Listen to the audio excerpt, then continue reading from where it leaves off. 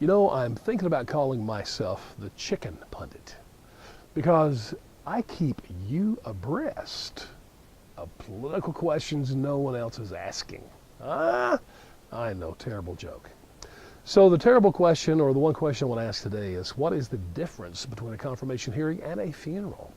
Difference is simple. At a confirmation hearing, the dead talk and talk and talk. Have you seen the ages of these senators? I mean, what are we thinking as the American people, electing old people to do what should be an energetic job? Almost 10% of the senators are over 80 years old. Almost half are retirement age or older. I mean, there's no young, energetic people that can do this job. I mean, and listen, I'm not trying to throw age discrimination out here. I'm old myself. I turned 60 this year. But let me tell you what I'm already dealing with. I used to drive all night after working all day. I enjoyed the less traffic. Kids would sleep, whatever. I couldn't make it 30 minutes after dark driving now. And I love to read books.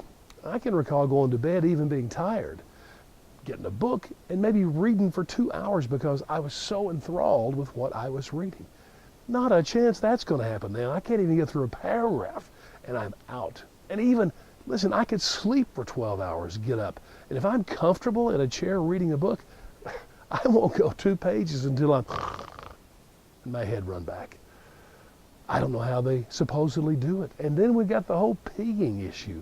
Man, I can't go to church or a movie or anything. I got to pee before I go in because it's going to hit me hard at some point, and certainly right afterwards. How do these senators do it? I mean, they're in there for hours and hours.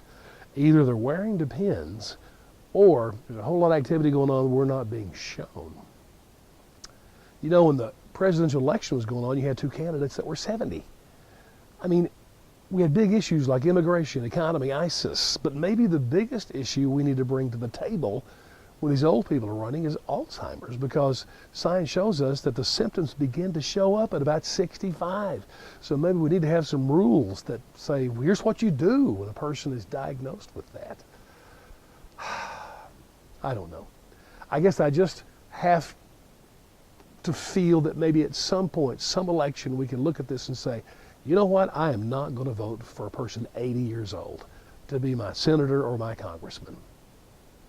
Hopefully you don't see that as age discrimination, just common sense. This is your chicken pundit on the job.